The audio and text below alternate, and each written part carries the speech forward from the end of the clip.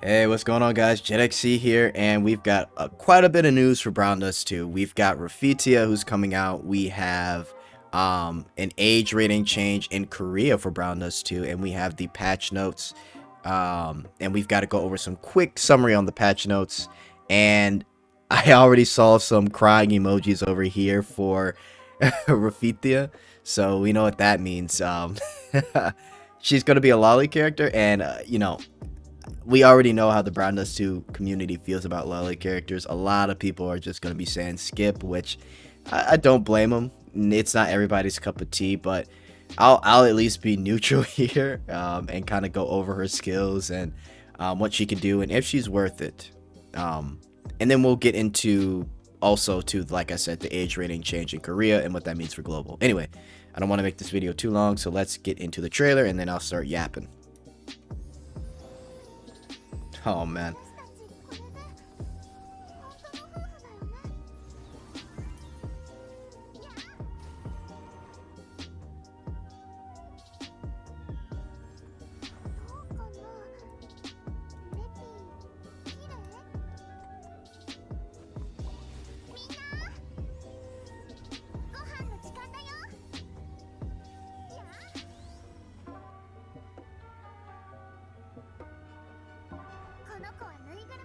Okay.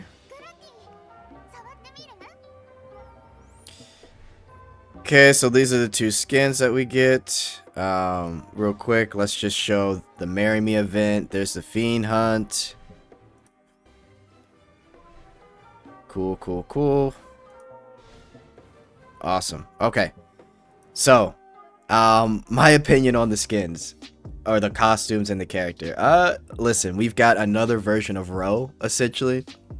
Spam the crying emojis in the comments if you want to, because that's what we're getting. We're getting the lolly character. Listen, do I care for the lolly types? Absolutely not. That's just me. But again, I don't want to start a war between those that are cool with it and those that aren't. It's just not my personal cup of tea. So, listen, I'll be neutral in whether or not it's worth getting the character or not. So I'll at least go over that. But anyway, let's real quick. I want to talk about the age rating change that happened for Korea. So real quick, as previously announced, the age rating for Brown Dust 2 will be changed to not for use by teenagers. We will listen to any inconveniences that may arise using the game and do our best to minimize them. And then they talk about how the application schedule, and essentially you need like ID to play this game starting April 25th for this, right? So what this means for global, I don't think this means anything, to be honest. If they really wanted to, they could change Brown Dust 2 on the global for 18 plus on like the Google Play and Apple Store. I don't think they will need to. Now, if they do censor characters on our side, then they already know for a fact that we're going to go crazy. Like that's not even a question. Right? If they start censoring like any upcoming characters and the Korean version has the uncensored version, that's already going to be a problem. So I think we'll be okay. Some people may be worried. I'm not. Overall, I think this will be a good thing because this will give Brown Dust 2 devs at NeoWiz more freedom to do what they want in general. So I'm not surprised by the age rating change. I saw one comment saying, I wish Nikke would do this, which I completely agree with, but yeah. Age rating changed to 19. I don't think this will affect the global in any way. I think this will be a good thing for them to do what they want. Yada, yada, yada. We'll see what happens. Now, let's talk about patch notes for Brown Dust 2. Now, I will say this, guys. I've been doing patch notes for a while now. Patch notes are very streamlined, so you don't really have to look into too much. Now that we have Fiend Hunt and we also have events going on every 2 weeks, you can expect the same thing every 2 weeks. So no need to really overthink this. So we have the new season event, Marry Me. First week, we've got the typical challenges. Second week, Fiend Hunt, right? That's for every event. Marry Me story, I'll read the first sentence, why not? Refithea, who visited the fairy tale village to make friends, encounters Ro in her dreams, Refithea, having befriended Ro, seizes the opportunity to introduce Ro to her companions. Okay, cool. So it'll be some cutesy uwu shit, so that'll be nice. Bluebeard is the Fiend Hunt, the Tree of Wisdom, which we saw in the trailer. Very cool. Actually, do we know what's the element for this Fiend Hunt? Hang on. Oh, I think he's light. Nah, we'll have to see. We'll see. Okay. So, my room furniture update. So we've got marriage related furniture. Cool. If you want that, get it. I saw this one. So beginners welcome. For users who are new to Brownless 2, a beginner welcome 5-star guaranteed draw banner will be added for a limited time. You can draw by selecting 3 costumes you want to pick up. When participating in the draw, you will be guaranteed to obtain one of the 3 selected costumes. You could draw 10 times by consuming 2,000 diamonds. And draw 10 times up to 3 times, 30 times. One-time drawing is not supported. It's available for 2 weeks after the creating account event. After creating an account. For existing accounts, you can proceed for 2 weeks from the time you first log in after the update, and then Powders of Hope conversion and selected draws counts cannot be obtained. Okay, cool. So for new players, if you're just starting out, definitely a good time. I think this is pretty good. You get one of the 3 costumes you'd want, so you can pick any of the meta costumes. Real quick, I skipped over Fallen Angelica being in the season pass. Let me just show you here. I think I skipped over that. Oh no, I didn't skip over it. I didn't. Let me see here. Okay, never mind. It's definitely here somewhere though. She's definitely in one of the season passes. Okay, I'll look over it later. But yeah, Fallen Angelica is in the season pass, so she'll be an easy character to get for free, essentially. Anyway, Pure White Blessing Refithea costume. Now, property damage increased by 40% for 2 turns. Additionally, for 2 turns, each attack adds 1 additional chain. Additionally, creates an energy guard equal to 20% of the target's max HP. So property damage, if you guys don't know, property damage is your element. So if you have a matching element, your damage increases by 40%.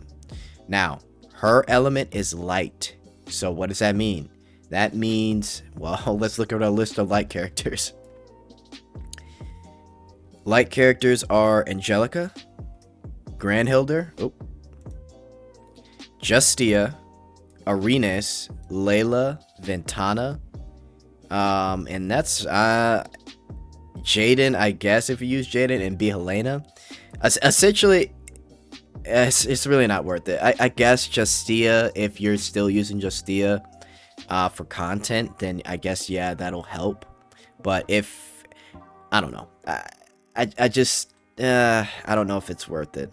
Actually, real quick, before I go over her verdict, we have potentials for Lathel, Helena, Yuri, Refithea, Layla, Lucrezia, Jaden, Andrew, Beatrice, Maria, and Arenas. Very curious to see Helena, Yuri, Lathel, Refithea.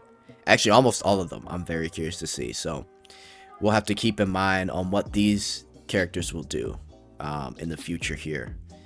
But in general, going back to Refithea, and this is not because she's a lolly character. I might have to say skip. Maybe her other costume will be more useful.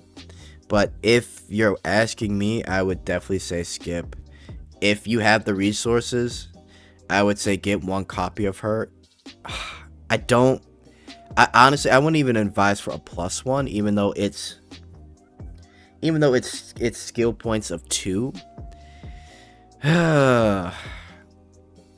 Man, I don't know. Yeah. Okay. In general, skip. If you want a copy, just get 1. If you really need the SP skill reduction cost, then get her to +1. But I really don't think you'll be using this. This kind of reminds me of Helena's, like, not her idol skin, but her other costume. I'm forgetting the name of it. Actually, I can bring it up. I don't know why I'm thinking about it. right? Like people mostly use Helena for her idol skin here, but rarely do we see her top idol skin used. So honestly, yeah, I would say skip this in total. If you're looking to collect, then get her to +0. Just get one copy. I don't think you need to get her to +1, even though you get the skill point reduction. So that's my verdict. Skip. Okay, this is our weapon. Exclusive ability of magic resist. Oh, 16.2%. Wow. Holy. Alright, Red Riding Hood Row. So this is a rerun, guys. Row, our other Lolly character. This was a little bit different. So, crit rate increases by 30% for 6 turns. Additionally, for 4 turns, an energy guard that takes in damage instead of HP equal to 50% of my maximum HP is created. Okay. So, this is a must get, I would say, especially for yeah, no, I mean, okay. If you've got Helena, Diana, and you've got Arenas, if you want to skip, you can, but honestly, for the energy guard,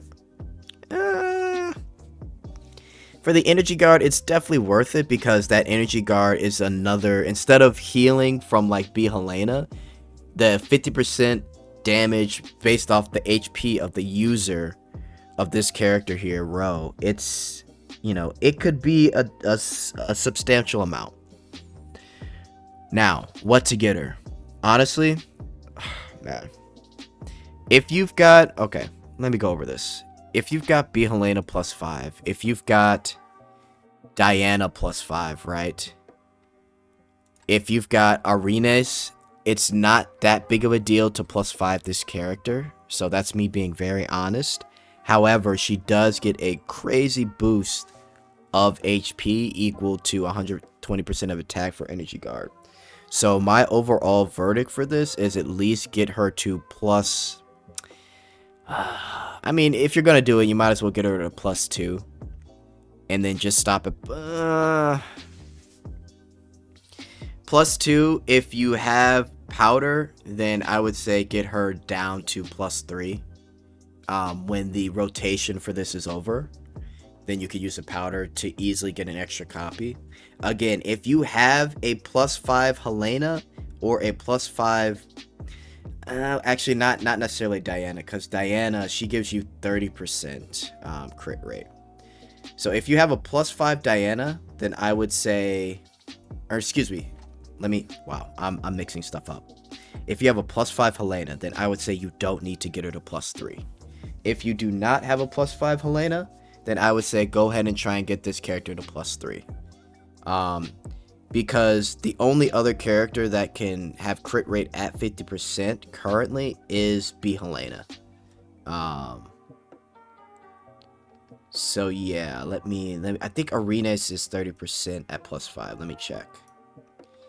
Yeah, Arenas here, and I'll show you. Arenas here is at +5, 30%. So yeah, if B Helena isn't at +5 for you, then go ahead and at least get this character to +3, so you get the SB skill down to 3, and you also get the 50% crit rate increase, and you'll get 70% energy guard based off the maximum HP of the user. Anyway, yeah, overall verdict, this is a character that you want to get to +3 if you do not have B Helena maxed out at +5. Right, or at least at 50% crit for B Helena, which is, let me see, let's take a look. Where does she get her 50%? Okay, yeah, you have to max her out to get 50%. Okay, yeah, so this is actually, this will be easier, because if you could just get her to +3, you get the 50% without having to do +5 like with Helena. So yeah, definitely get her to +3 again if you don't have B rank idol Helena maxed out. And now this is her weapon. Crit rate up by 14%. Cool. Powder shop. Take a look here. Powder of Hope shop costumes. Shara, Therese, Dalvi, Kindle Club Justia, Comeback Idol. In Mirror Wars, it'll be Snow White Ventana. Cool. Okay. Overall, pretty interesting information. Pretty interesting patch, guys. I think, again, Refithea, the Marry Me Refithea is probably a skip. That's my opinion. The Red Riding Hood Row, like I said, I think you should get her to +3, especially if you don't have B. Helena maxed out. And yeah, I think we'll be good on the censorship, even though it's going 18 plus, or I guess 19 plus in Korea. We should be okay on the global side, because again, if they censor on our side, we will definitely make an uproar. So no need to worry on that. But yeah, guys, let me know if you got any questions in the comments. I'm out. Later.